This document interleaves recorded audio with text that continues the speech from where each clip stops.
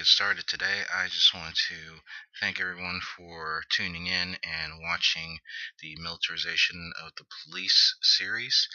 Um, and to those out there, my brothers and sisters in law enforcement, uh, wish you well.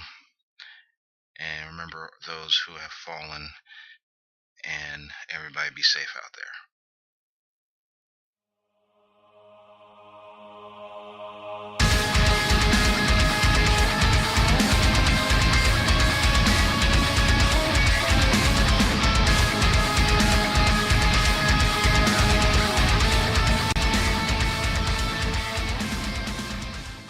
Time is a measurement that, you know, doesn't measure, how much of something is in something. It measures basically its own self, its time.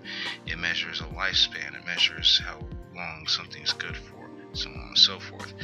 And in a world where people don't like you for your job, and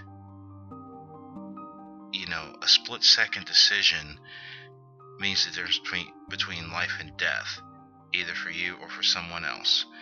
And as much as you go out to do your job and you hope that you don't have to take a life, that decision does come up at some point.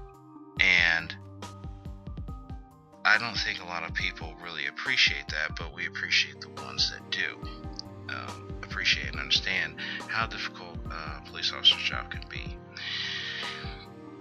But people still have time, a lot more time, to take the decision a police officer makes apart and analyze it and everything else.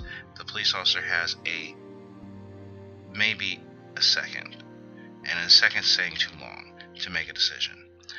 See, when you put on the badge for the very first time, it really doesn't matter where you're an officer at, or a deputy at, or whatever kind of officer you are. But when you join the law enforcement community, you join a brotherhood. A brotherhood made up of men, women, black, white. It really doesn't matter what color they are. It's all the same brotherhood. And that's where we're going to start today's video. I'll tell you this. The police brotherhood is not like your college fraternity. It's more like the military in their brotherhood. Like in the military, you have your battle brothers, or your brothers that you came through basic with. It's people that share common experiences that form a bond. And the same thing is true of the law enforcement community. And it is a brotherhood, but it's more than that. And this is why I say it's much more like the military than a college fraternity. It's more like family.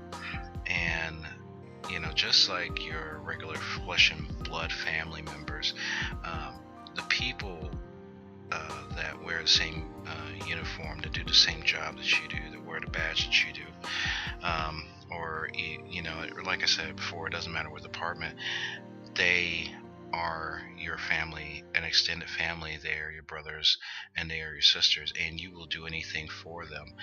I have gone to back up officers that I may not have liked, and those officers may not have liked me, but they came and backed me up. And there was nothing more calming for an officer who is in trouble than to hear, after they've said on the radio that, hey, I need help, there's nothing more calming than the sound of your brothers and sisters coming for you. Because when the world goes to hell and society is in chaos, you're part of that family that pieces it back together. Now, there are two phrases that you never want to hear come over the radio. However, if these two phrases come over the radio, believe me, that will bring the brotherhood down on you. And that's a code 1, which is an officer in distress, or the even more dreaded, just brings that fear and reality to you, and that's officer down. Now, nowhere is the solidarity of the law enforcement community more evident than when a police officer is is called officer down. And probably one of the saddest points of my life, outside of losing a family member, was actually attending a police funeral. And you give a somber moment when you put that black ribbon across your badge, in honor of a fallen brother, because when you have a police funeral, you don't just have officers from that department. You have officers from all over the state or all over the country, and in some cases from around the world, that come to pay their respects to that fallen officer. Now, over the last few years, and this has actually helped me form the basis of this series and how to present it, is the way law enforcement has been portrayed or treated in the mainstream media, especially with the rise of the Black Lives Matter movement. And I realized that, there are a few bad apples that slip through the process, and that's a very small number. But not all officers are out to get people. They just want to go out, do their job, and come home just like everybody else. They're not fascist, extremist, which I think the left have a very, or the liberals have a very warped view of what fascism is, because if you look at history and look at the definition of fascism, what they are doing is exactly what they say that they're fighting against. They are being the fascist. So before people go off half-cocked and start saying, and I've actually had this said to me before, I pay taxes, I pay your salary, I'm your boss. I've actually found myself sitting there and saying, well, that's funny, I pay taxes too, so I guess I'm my own boss. You're still going to jail. And that is going to lead me to this next section, basically called Law Enforcement Professionals Are People Too. One thing I think the general populace tends to forget is that police officers are people too. I actually lost several friends from high school, and even some from actually just mainly from high school, that stopped being friends with me, and I haven't talked to them since because I became a police officer. And really, there is no difference between a law enforcement professional and the average civilian.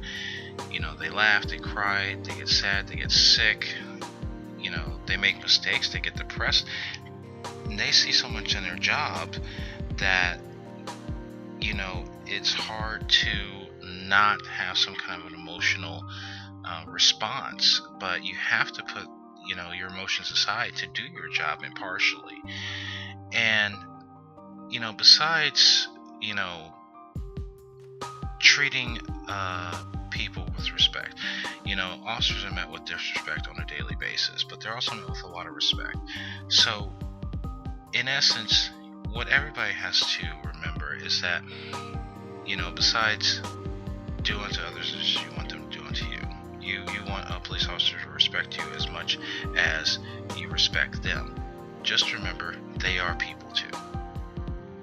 Now, in a world where things can go from civilized to chaotic in under a second, you'll never hear a police officer say that they don't think responsible gun owners should have guns, when in all reality, they do. The only ones that say that people shouldn't have guns in general are those that are politically motivated. And there are surveys out and polls out that actually show these numbers. Now, when things get chaotic and have a potential or have become very volatile, such as riots and a breakdown of law and order, grid down scenarios, you will see the police in a more militarized fashion trying to restore that law and order, and that they are trained for. for. So if people are saying, well, they're becoming more militaristic, actually that's not true. They are just keeping up with the times.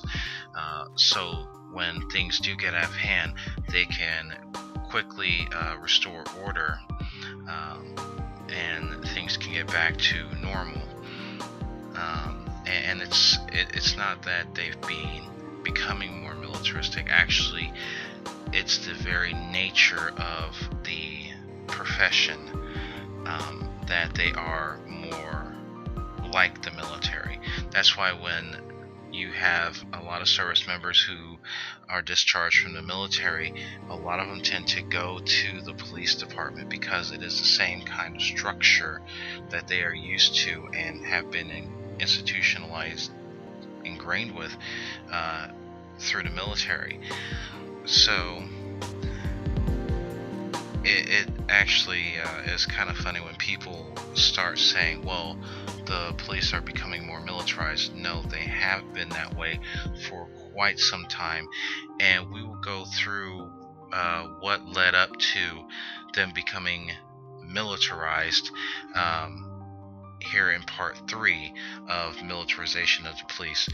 I hope you've enjoyed this video, and please tune back in for more of militarization of the police series. Like, comment, subscribe at the bottom, and check us out on Facebook on Black Prepper Society, and you can follow us on Twitter at CEO Prepper. And that's it for militarization of the police part 2. I hope you enjoyed it, and again, prepare yourself, because it's not a question of if, it's a question of when. CEO Prepper